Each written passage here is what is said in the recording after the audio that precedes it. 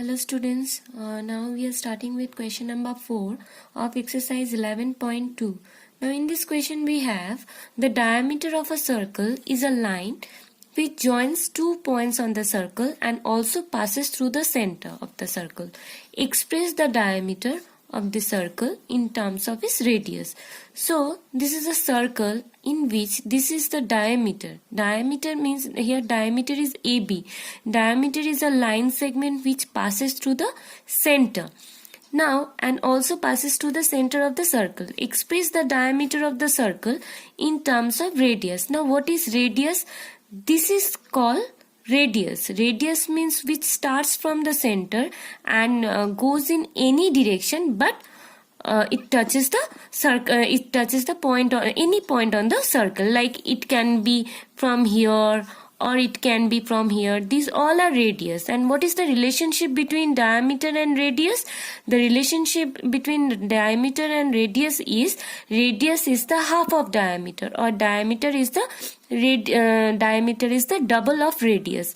Now what we have to do, we have to express the diameter of the circle in terms of radius. So here diameter is AB. Here diameter is AB and radius of the circle is, say, R. Here it is given, this is the radius of the circle, this is R here. So radius of the circle is R. Now diameter of the circle is D. We have to write diameter in terms of radius, not in terms of D. So diameter will be 2 into R. Suppose like if you take an example, if the radius is say say 4 centimeter, then what will be the diameter? The relationship between diameter and radius is double. Diameter is the double of radius, so it will be 4 into 2, which is 8.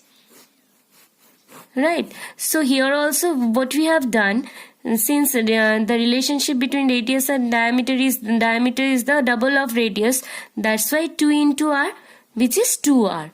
So this is question number 4. Now in the next question we have to find sum of 3 numbers 14, 27 and 13. We can have 2 ways to find the sum of these 3 numbers.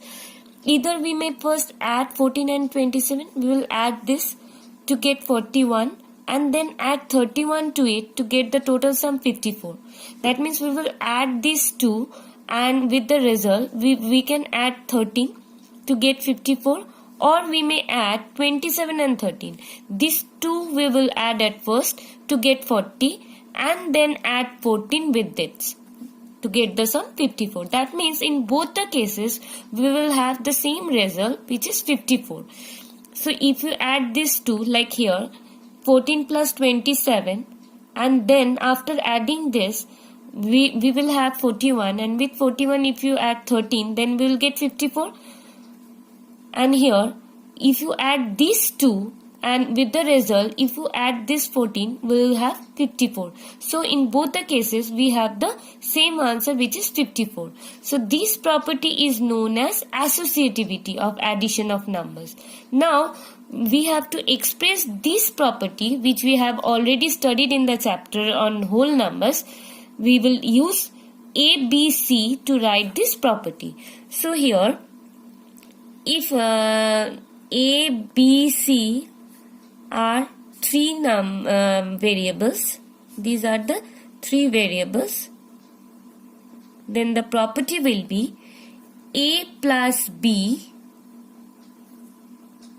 plus C. That means we have added these 2 at first, and with the result we will add this, okay, and or we can add these 2, or we can add this 2, and with the result we will add A. In both the cases we will have the same result. So this is called associativity property of addition. So this was our question number 5. Thank you, students.